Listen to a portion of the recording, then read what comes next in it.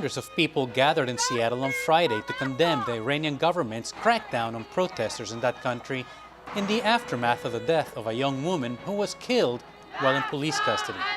Dozens of protesters there had been killed or arrested.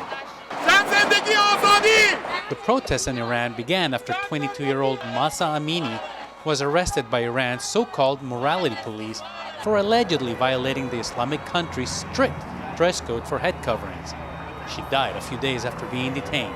Women like freedom! People of all ages showed up to the Seattle demonstration to voice their support for the protesters in Iran, dozens of whom have been killed or arrested in the last few weeks. They marched on a busy highway leading into the city, holding signs and chanting. Drivers showed their support by honking. The marchers then went to the University of Washington, where they held a candlelight vigil, singing and chanting. Iranian high school children, university students, and older people and their parents and everybody is on the streets of Iran calling for freedom, asking for freedom, and they're getting killed in response.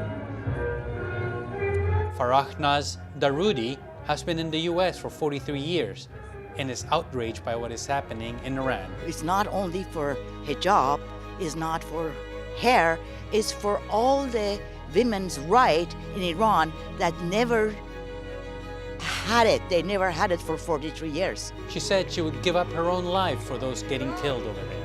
I wish I was there and I was killed instead of all those innocent children and young people that are our country's future. Neela, who asked that we not use her last name, said she wants the world to know what is happening to people in Iran.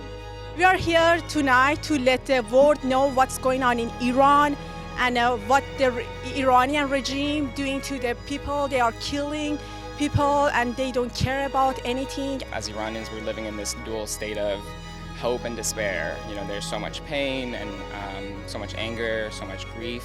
Daniel Lotfi grew up in Iran and moved to the United States when he started high school. He says he sees parallels between what's happening over there and here.